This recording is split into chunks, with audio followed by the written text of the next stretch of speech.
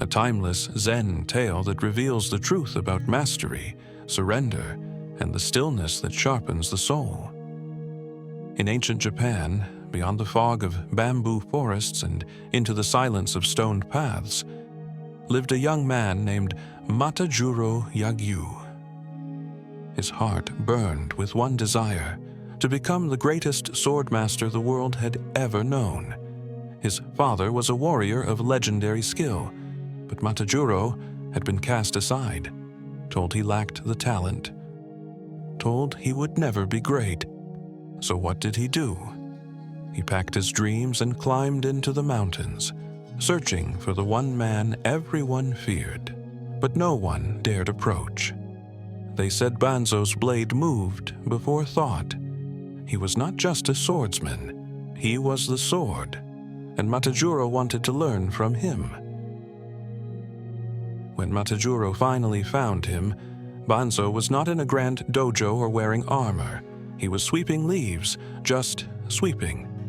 Still, Matajuro bowed and asked, "Master Banzo, I must become your student.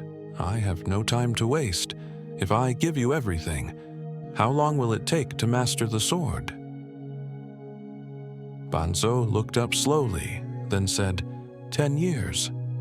Matajuro stepped closer. "I'll train without rest, day and night, no distractions." "How long then?" Banzo paused.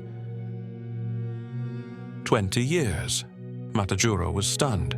"Why more if I give more?"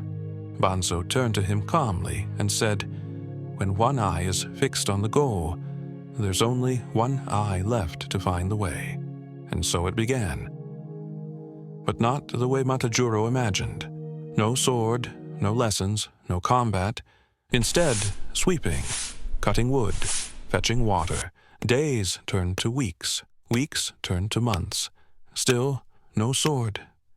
Frustrated, Matajuro asked again, "Why won't you teach me?" Banzo said nothing. Then one day, it began. Without warning, Banzo struck, a wooden stick swinging straight toward Matajuro's head. He ducked, eyes wide, no explanation, just another silent day. But it kept happening. Morning, night, in the kitchen, in the garden, even while he slept. Banzo would attack, without warning, without mercy. Matajuro stopped sleeping. His nerves were on fire. Every creak of the floor, every whisper of the wind. He became alert. Not paranoid, but present. He stopped thinking about becoming a master.